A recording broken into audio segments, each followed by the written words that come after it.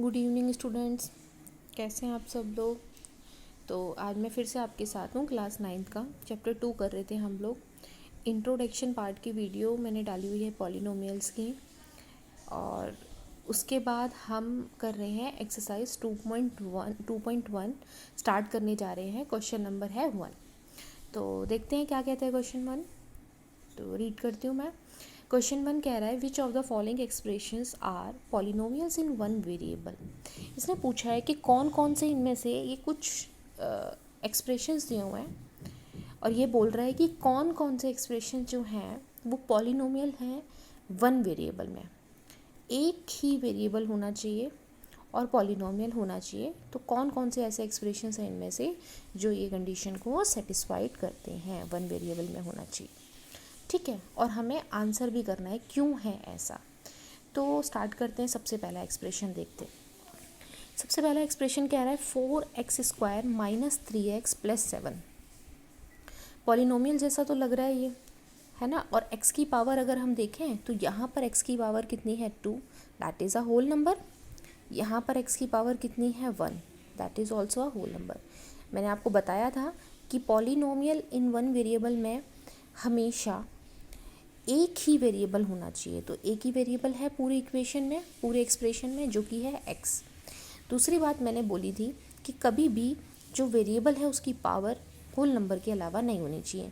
जैसे कि 1/2, 1/4 ऐसी पावर नहीं होनी चाहिए, या माइनस में पावर नहीं आनी चाहिए, तभी वो जो एक्सप्रेशन है वो पॉलिनोमियल कहलाएगा। ठीक है, तो पहली वाली एक्सप्रेशन तो सारी चीज़ों को सेटिस्फाइड करती है कि सिर्फ x ही आ रहा है, इसका मतलब वन वेरिएबल ही आ रहा है, तो ये पॉलिनोमियल इन वन वेरिएबल। और x की जो पावर है वो भी क्या है, होल नंबर है। तो ये हमारी सारी कंडीशंस को सेटिस्फाइड करती है। तो पहले का हम आंसर लिख लेंगे, that is a yes, that is a polynomial in one variable।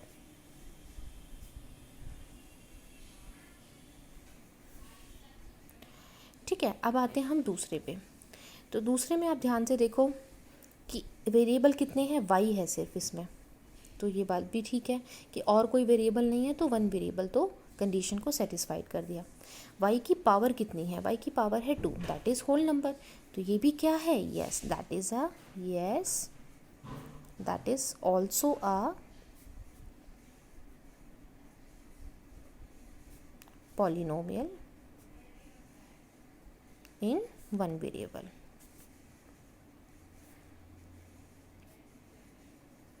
अब आते हैं हम तीसरे एक्सप्रेशन पे। तीसरे एक्सप्रेशन में आप देखो t वेरिएबल है ओनली। चलो, पहली कंडीशन तो सेटिस्फाइड हो गई कि वेरिएबल सिर्फ एक है, वो है t।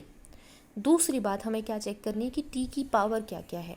तो इस वाली टर्म में आप देखो t की पावर क्या है। अगर मैं इसको खोल दूँ तो t की पावर क्या आएगी, ये रूट में t है, t अंदर है और रूट बाहर है, मतलब रूट के अंदर t है। इसका मतलब अगर हम इसको ओपन करेंगे तो इसका मतलब है t की पावर 1/2, जो कि एक होल नंबर नहीं है। मैं यहाँ पे आपको लिख के दिखा देती हूँ कि इसको अगर हम ओपन करेंगे तो इसको इस तरीके से लिखेंगे 3 × t की पावर 1/2 प्लस t √2।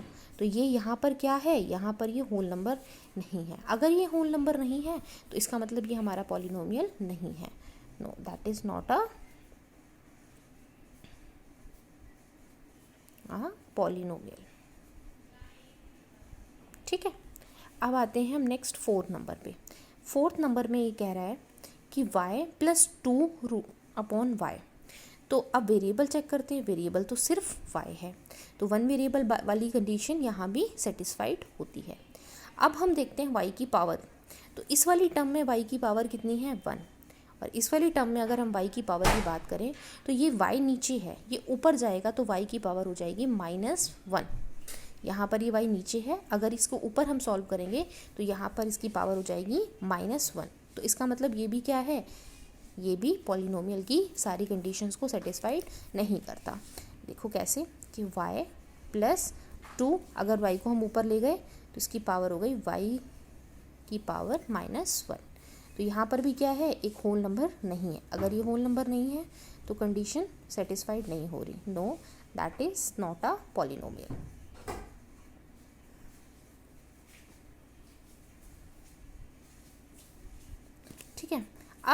फिफ्थ वाला क्वेश्चन। फिफ्थ में देखो आप, यहाँ पर x है, यहाँ पर y है, यहाँ पर t है, तो ये तो पहली बार में ही फॉल्स हो गया। क्यों? क्योंकि एक वेरिएबल तो है ही नहीं। कितने वेरिएबल हो गए? एक x हो गया, एक y हो गया और एक t हो गया, मतलब 3 वेरिएबल हो गए। तो हमें क्वेश्चन में क्या दिया हुआ है कि पॉलिनोमियल्स हमें सेलेक्ट करने हैं जो कि सिर्फ 1 वेरिएबल में हो। तो ये वाला भी क्या है, ये भी हमारी कंडीशन को सेटिस्फाइड नहीं करता, तो इसका आंसर भी होगा 2। आई होप आपको मेरी वीडियो पसंद आई होगी, तो लाइक और सब्सक्राइब करना नहीं भूलिएगा। Thank you for watching.